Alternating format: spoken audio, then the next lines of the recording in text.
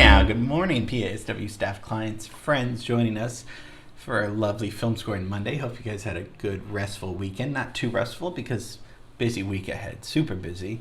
But that's okay. We're going to have fun when we get into this. Film Scoring Monday, of course, is when we look at a film and I take out the music, which isn't easy, but my problem, not yours.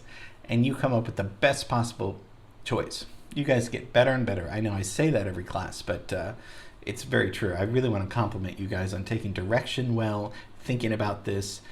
I mean, it's so great to do this. I don't even know how many we've done. 2,000 maybe? No, not quite that many, but we've done a lot of classes on film scoring. So terrific. Film scoring, music supervision, whatever we want to call it. I'm calling you guys composers. Let's do that. And so, I mean, fantastic job with Fantasia. That was really cool how you chose a piece of classical music, pre-existing music already. And the fun doesn't stop today either. We're going to look at, it's a strange romantic film, drama really. And I say strange, but you know, we'll get into that later. But this is going to be another fun assignment for us about intimacy in music. So without further ado, let's take a look at Paul Thomas Anderson's film Phantom Thread.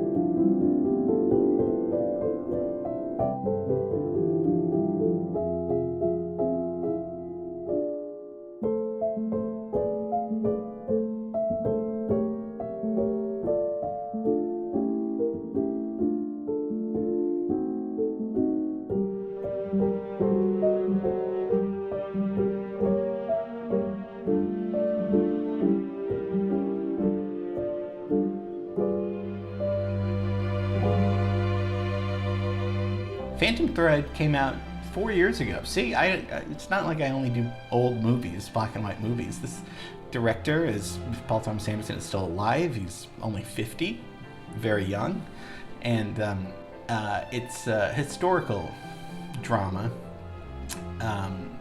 written, directed, and also photographed. The cinematography was also by Paul Thomas Anderson. So usually a director doesn't do that. He has a cinematographer that he works with.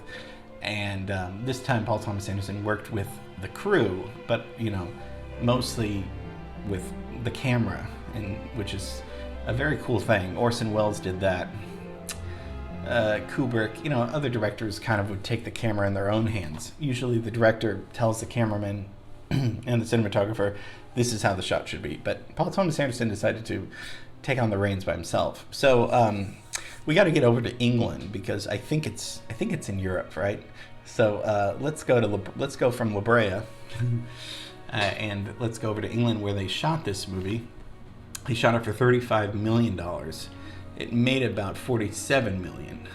Not a huge box office success, but stars one of the great Daniel Day-Lewis in his last role. He retired after this. I was checking. So far, he kept his word. He hasn't been in a movie since then. So, and he is a dressmaker. That's what he is. This is 1950s England, so right after the war, and he takes this young waitress that he meets as his muse. So it's the first Paul Thomas Anderson film filmed outside of the United States. Usually, he's famous for doing all of his movies in the San Fernando Valley, which is where he grew up.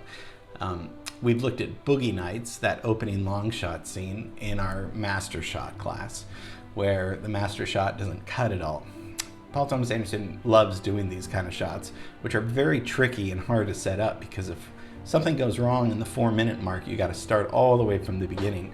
And all the choreography of the actors coming in and out, it looks so simple, and I am so impressed when somebody can do it so flawlessly. So we looked at that with Boogie Nights, but we didn't really talk about his other films. You've probably seen his other films. There Will Be Blood was very popular. My personal favorite is Punch Drunk Love, and Magnolia. He did a pretty prolific auteur who writes and directs his movies. So, and then this is his fourth collaboration with composer Jonny Greenwood. We'll talk about Jonny Greenwood in a little bit.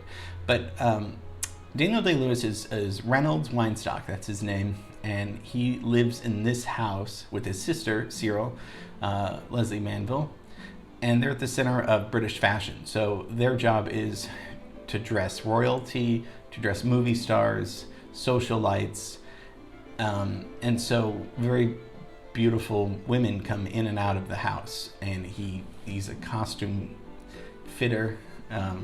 He makes them look beautiful. He's kind of this genius figure who has this eye for making women look beautiful, feel beautiful. But he's also this bachelor, so there's a lot of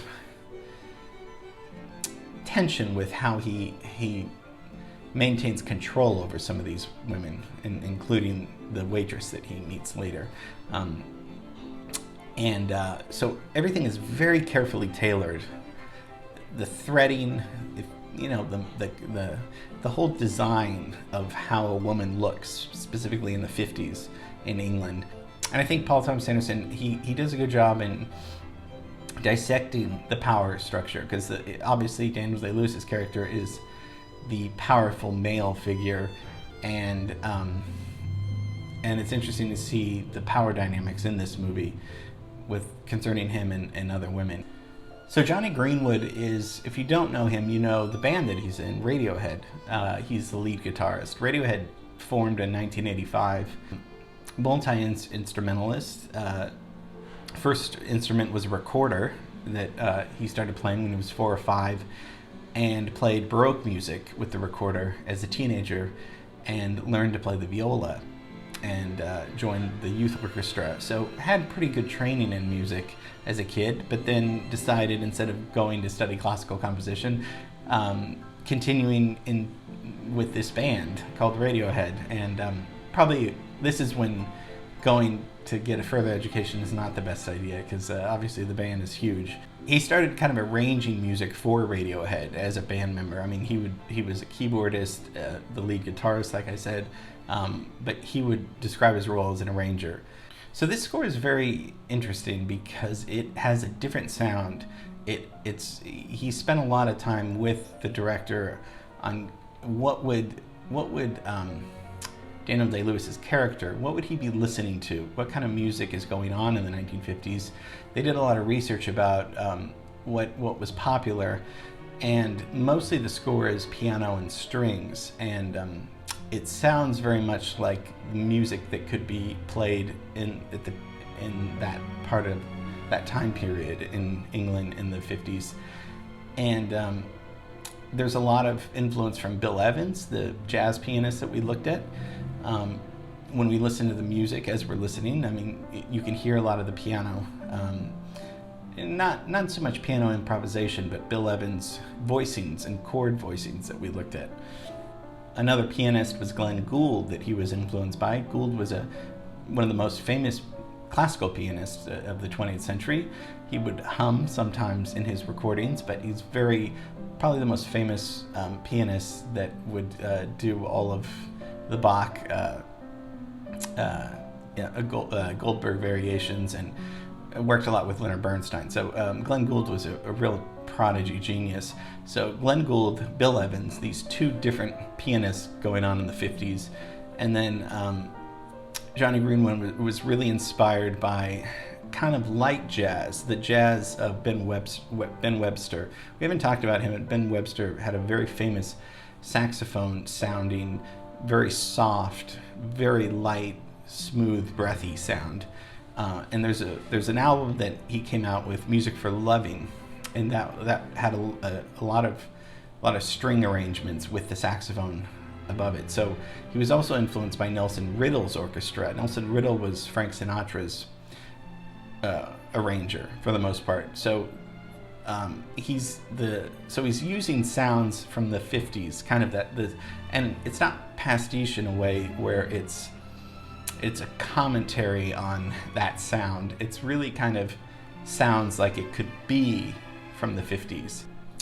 Let's take a look at the beginning. This is going to be your scene, but then I'm going to just shorten it our assignment down a little bit, but just want to show you just the beginning of how the movie opens with the score.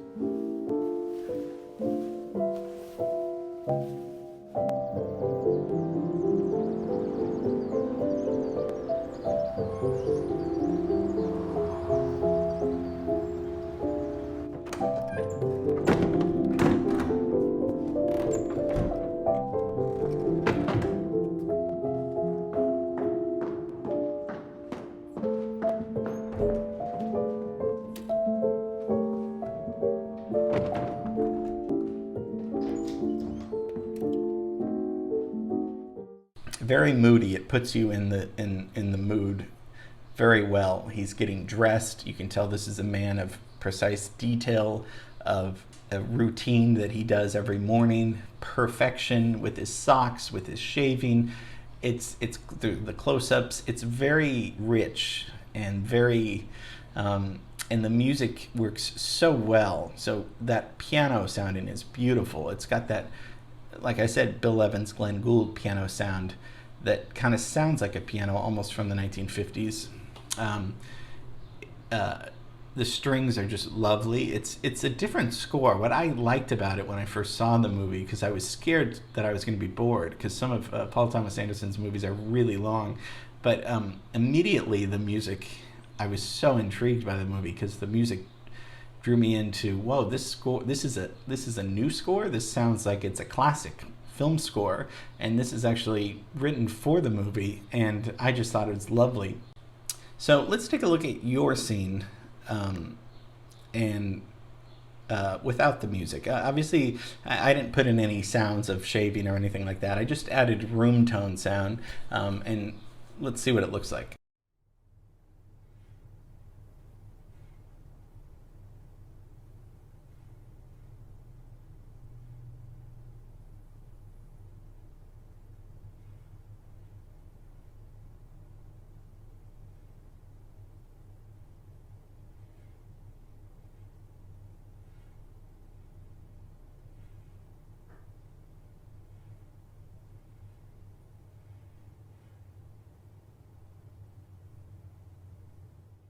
So what I want to do with this assignment is I really want you to find a piece of music that is intimate. This is not epic at all. This is nothing like Ten Commandments. This is not, there's no adventure, I really want, you can hear with the piano is very intimate sounding. And we know what intimacy is. Closeness, right? Sensitivity. This is not anything Mexican sounding. This is not, it could be American sounding, but what I really want you to find is something that's so intimate, like the score that we're listening to. That's it could be piano solo, but it's not going to be a huge symphony. This is a very intimate moment with him getting ready, shaving, putting on socks, making everything. I know I'm doing this a lot, but making everything beautiful. I want us to find something that's sensitive and intimate. Something that speaks to you that is not, huge epic sounding. So let's see if we can come up with any ideas. Of course, I'm always here to help. And, you can always fax me any questions. I'm just teasing. But if you need to call or whatever. But I really think this is going to be a good, different exercise for us to find something, intimate. I've said it probably 1,000 times this class, but that's the only word I can think of. So if you're listening to different music and wondering what choices could be made, just keep thinking, is this a personal, romantic sound to me? And if it is, then it's going to be the right choice. Because if I'm the director, which I am for this assignment, I want something that sounds like Jonny Greenwood's score. I want a close, romantic, intimate sound. And that's what I want. then I'm gonna get that.